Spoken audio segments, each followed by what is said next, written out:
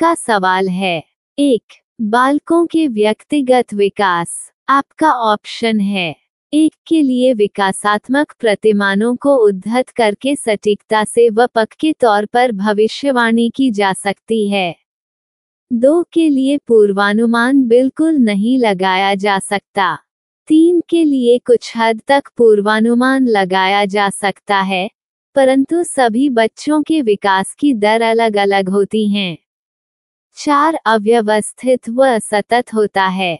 आपका सही जवाब होगा विकल्प 3। आपका सवाल है। 2. निम्नलिखित में से कौन सा कथन सही है? आपका ऑप्शन है 1. विकास क्रमबद्ध नहीं होता है। 2. विकास अव्यवस्थित होता है। 3. विकास एक सतत प्रक्रिया है। 4. विकासात्मक प्रतिमान सांस्कृतिक परिवेश से प्रभावित नहीं होते हैं। आपका सही जवाब होगा विकल्प 3। आपका सवाल है। 3. बच्चे अपने समाज के बारे में ज्ञान, रहने के कौशल, मूल्य रीतियां किससे सीखते हैं? आपका ऑप्शन है ए. आस पड़ोस, बी. धर्म, सी. School, D. समकक्षीय समूह। कुछ 1 ए और सी, 2 ए और डी, 3 ए, सी और डी, 4 ए, बी, सी और डी। आपका सही जवाब होगा विकल्प 4। आपका सवाल है। 4. जीन पियाजे के सिद्धांतों के अनुसार अनुकूलन किन 2 मूल प्रक्रियाओं को समाहित करता है? आपका ऑप्शन है 1. समायोजन व समावेशन, 2. संतुलीकरण एवं संगठन, 3. समायोजन एवं संतुलीकरण, 4. समावेशन एवं संगठन।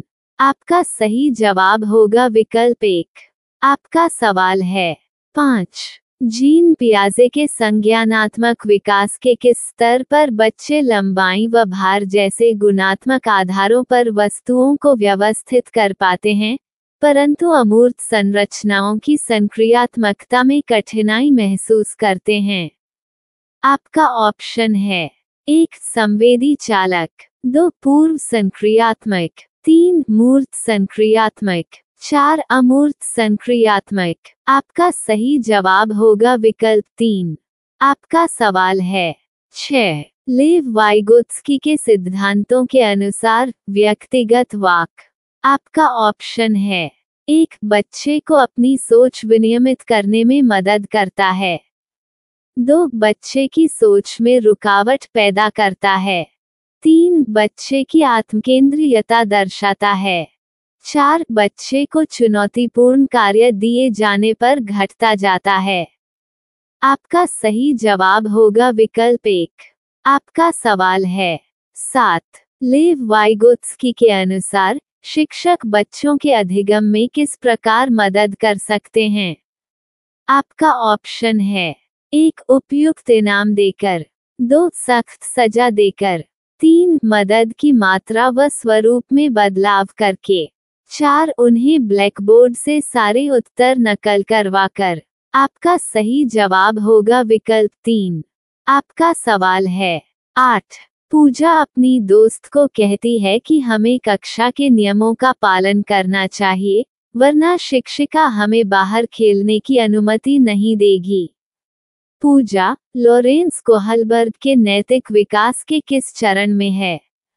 आपका ऑप्शन है 1. आज्ञा पालन एवं दंड अभिविन्यास, 2. अच्छा लड़का अच्छी लड़की अभिविन्यास, 3. आधिकारिकता एवं सामाजिक क्रम व्यवस्था अभिविन्यास, 4. सार्वभौमिक नैतिक सिद्धांत अभिविन्यास। आपका सही जवाब होगा विकल्प 1। आपका सवाल है। 9.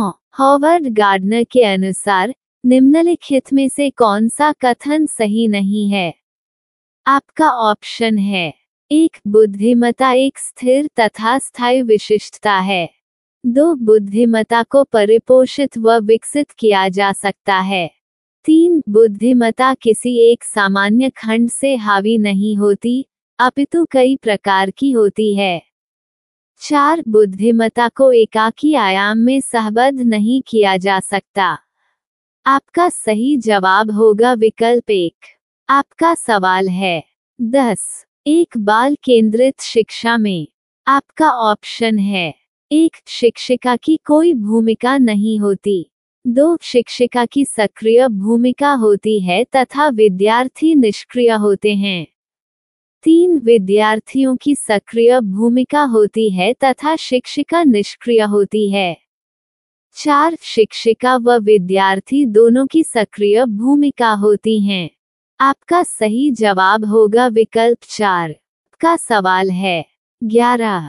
कथन ए कक्षाओं में लड़के गणित व विज्ञान में लड़कियों से कहीं बेहतर प्रदर्शन करने की क्षमता रखते हैं। कारण आर लड़कों में लड़कियों की अपेक्षा गणितीय तर्क व वैज्ञानिक क्षमताएं सहज रूप से मौजूद होती है। कुछ आपका ऑप्शन है 1। ए और आर दोनों सही हैं और आर ए की सही व्याख्या करता है। 2। ए और आर दोनों सही है लेकिन आर ए की सही व्याख्या नहीं करता है। 3। ए सही है और आर गलत है। 4। ए और आर दोनों गलत है। आपका सही जवाब होगा विकल्प 4। आपका सवाल है 12। राष्ट्रीय शिक्षा नीति 2020 किस पर जोर देती है? आपका ऑप्शन है 1। पाठ्यचर्या का लचीलापन। 2। पाठ्यचर्या का मानकीकरण। 3। पाठ्य पुस्तकों का गैर संदर्भीकरण। 4। पाठ्य पुस्तकों को रटकर याद करना। आपका सही जवाब होगा विकल्प 1। आपका सवाल है 13। मूल्यांकन का केंद्र क्या होना चाहिए? आपका ऑप्शन है 1। अधिगमकर्ता क्या नहीं कर सकता, इसका चित्रण करना। 2। कक्षा के दूसरे बच्चों की तुलना में अधिगमकर्ता के प्रदर्शन का स्पष्टीकरण करना। 3। मानक वर्ग में बच्चे की लेबलिंग करना। 4। अधिगमकर्ता क्या और कैसे सीख रहा है, इसका वर्णन करना। आपका सही जवाब होगा विकल्प 4। आपका सवाल है 14। निम्नलिखित में से कौन सा विकल्प एक सामाजिक रचनावादी कक्षा कक्ष जिसमें बच्चों की व्यक्तिगत जरूरतों का ध्यान रखा जाता है की व्याख्या करता है? आपका ऑप्शन है 1। बैठने की तय व्यवस्था। 2। शिक्षकों का केवल निर्देश देना व बच्चों से पूर्ण आज्ञा पालन की अपेक्षा करना। 3। बच्चों द्वारा तथ्यों का स्मरण करना। 4। बच्चों को आपस में चर्चा करते हुए समूह में कार्य करना। आपका सही जवाब होगा विकल्प 4। आपका सवाल है 15। निम्नलिखित में से कौन सा प्रश्न कक्षा में समालोचनात्मक सोच को बढ़ावा देने का सही उदाहरण है? आपका ऑप्शन है 1325 और 486 को जमा करो। 2। बाल विवाह प्रतिबंध अधिनियम किस वर्ष में पारित किया गया था? 3। श्वसन को परिभाषित कीजिए। 4। अपने शहर में प्रदूषण के विभिन्न कारणों का विश्लेषण कीजिए और प्रदूषण करने के विभिन्न उपाय सोचिए। आपका सही जवाब होगा विकल्प 4। आपका सवाल है 16। निम्न में से कौन सा विद्यालयों में समावेशन की संस्कृति को दर्शाता है? आपका ऑप्शन है 1। विद्यार्थियों को जरूरतों को पूरा करने के लिए विभेदी आकलन को बढ़ावा दिया जाता है। 2। विभिन्नता और विविध परिप्रेक्ष्यों को हतोत्साहित किया जाता है। 3। विद्यालय में कुछ विद्यार्थी ही अभिवादित और समाहित महसूस करते हैं। 4। विद्यार्थियों को उनकी योग्यताओं के आधार पर स्थायी समूहों में बांटा आता है। आपका सही जवाब होगा विकल्प 1। आपका सवाल है 17। सांस्कृतिक रूप से विविध विद्यार्थियों वाली कक्षा में एक शिक्षक को निम्नलिखित में से किससे बचना चाहिए? आपका ऑप्शन है 1। चर्चा में विविध संस्कृतियों के उदाहरण लाना। 2। प्रभावी संस्कृति के लिए उपयुक्त पाठ्यक्रम और शिक्षण शैली विकसित करना। 3। विद्यार्थियों को अपनी संस्कृति की अनूठी विशेषताओं को साझा करने के लिए प्रोत्साहित करना। 4. विद्यार्थियों के बीच सम्मान और स्वीकृति को बढ़ावा देना। आपका सही जवाब होगा विकल्प 2। आपका सवाल है 18. निम्नलिखित में से किससे विद्यार्थी की अक्षरों और शब्दों को पढ़ने, उनकी व्याख्या करने और उन्हें समझने की क्षमता सीधे प्रभावित होती है? आपका ऑप्शन है 1. गुणज वैकल्य, 2. लेखन वैकल्य, 3. वाचन वैकल्य, 4. गति समन्वय वैकल्य। आपका सही जवाब होगा विकल्प 3। आपका सवाल है 19. गतिक दिव्यांगता वाले विद्यार्थियों का सफल समावेशन सुनिश्चित करने के लिए निम्न में से किससे बचना महत्वपूर्ण है? आपका ऑप्शन है 1. ऊपरी मंजिल पर कक्षाओं, पुस्तकालय और प्रयोगशालाओं का आवंटन करना, 2. विद्यालय के सभी क्षेत्रों को रैंप और लिफ्टों से समतल करना, 3. विद्यार्थियों की आवश्यकताओं के अनुसार अनुकूलन करना, 4. बैठक की व्यवस्था में उचित समायोजन करना। आपका सही जवाब होगा विकल्प 1। आपका सवाल है 20. निम्नलिखित में से कौन सी सृजनात्मक विद्यार्थी की पहचान संबंधी विशेषता नहीं है? आपका ऑप्शन है 1. उच्च क्रम समस्या समाधान, 2. अभिसारी सोच, 3. नवाचारी प्रयोग, 4. जिज्ञासा की प्रबल भावना। आपका सही जवाब होगा विकल्प 2। आपका सवाल है 21. किसी विशेष विषय वस्तु को लंबे समय तक स्मरण रखने को सुसाध्य करने हेतु एक शिक्षक को निम्नलिखित में से किस रणनीति से बचना चाहिए? आपका ऑप्शन है 1. स्मृति सहायक विधियां लागू करना, 2. संगठनात्मक चार्ट बनाना, 3. असंबद्ध शब्द प्रस्तुत करना, 4. मानसिक चित्र का उपयोग करना। आपका सही जवाब होगा विकल्प 3। आपका सवाल है 22. जब सीखी जाने वाली सामग्री है हो तो विद्यार्थी बेहतर सीखते।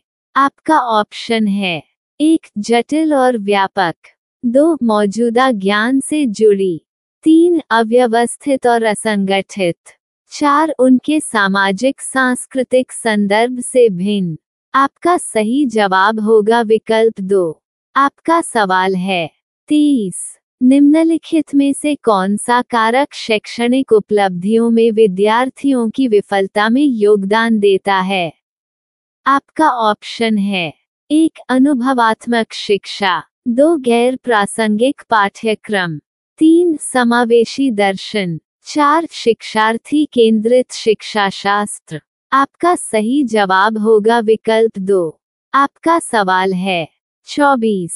राष्ट्रीय पाठ्यक्रम रूपरेखा 2005 के अनुसार आपका ऑप्शन है 1. बच्चे शिक्षक द्वारा दी गई सामग्री के निष्क्रिय प्राप्तकर्ता हैं, 2. बच्चों में अधिगम को विनियमित करने की क्षमता नहीं होती है, 3. बच्चे रटने के माध्यम से सर्वश्रेष्ठ सीखते हैं, 4. बच्चे ज्ञान के निर्माण में सक्रिय भूमिका निभाते हैं।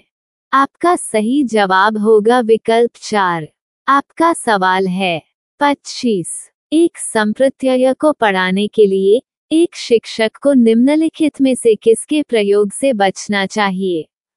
आपका ऑप्शन है 1. उस संप्रत्यय से संबंधित उदाहरण, 2. उस संप्रत्यय के लिए असतत उदाहरण, 3. संप्रत्यय संबंधित गैर उदाहरण, 4. उनकी संस्कृति में प्रचलित आद्य रूप। आपका सही जवाब होगा विकल्प 2। आपका सवाल है 26. स्वयं के ज्ञाता होने का ज्ञान या जागरूकता क्या दर्शाती है? आपका ऑप्शन है 1. अधिसंज्ञान, 2. भ्रांति, 3. स्मृति सहायक विधि, 4. अभिप्रेरणा। आपका सही जवाब होगा विकल्प 1। आपका सवाल है 27. कठिनाई की पहचान, लक्ष्य निर्धारण, संभावित समाधान और परिणामों की खोज, तदनुसार कार्य करना और परिणामों का मूल्यांकन करना निम्न में से किस प्रक्रिया में शामिल महत्वपूर्ण चरण है? आपका ऑप्शन है 1 आरोपण, 2 नकल, 3 समस्या समाधान, 4 निष्क्रिय ध्यान। आपका सही जवाब होगा विकल्प 3। आपका सवाल है 28। अभिकथन एक शिक्षण अधिगम प्रक्रिया में भ्रांतियों की खोज और चर्चा करना सार्थक है। कारण आर यह विद्यार्थियों को उन भ्रांतियों के बारे में सोचने का अवसर देता है और गहन जांच का नेतृत्व करने में सहायक होता है। कूट, आपका ऑप्शन है 1 ए और आर दोनों सही हैं और आर ए की सही व्याख्या करता है। 2 ए और आर दोनों सही हैं लेकिन आर ए की सही व्याख्या नहीं करता है। 3 ए सही है और आर गलत है। 4 ए और आर दोनों गलत हैं। आपका सही जवाब होगा विकल्प 1। आपका सवाल है 29। विद्यार्थियों को बोरियत महसूस होने की संभावना है। आपका ऑप्शन है 1 गतिविधि को महत्व न दिए जाने पर, 2 गतिविधि को महत्व दिए जाने पर, 3 उन्हें सफलता मिलने पर, 4 उनकी सफलता की अपेक्षा होने पर। आपका सही जवाब होगा विकल्प 1। आपका सवाल है 30। निम्नलिखित में से कौन सा तरीका प्रतिपुष्टि को प्रेरक के रूप में उपयोग करने का अनुचित तरीका है?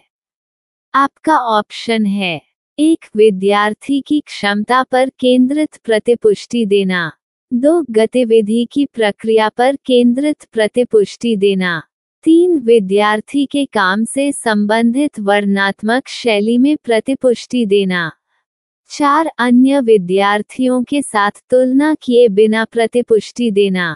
आपका सही जवाब होगा विकल्प 1।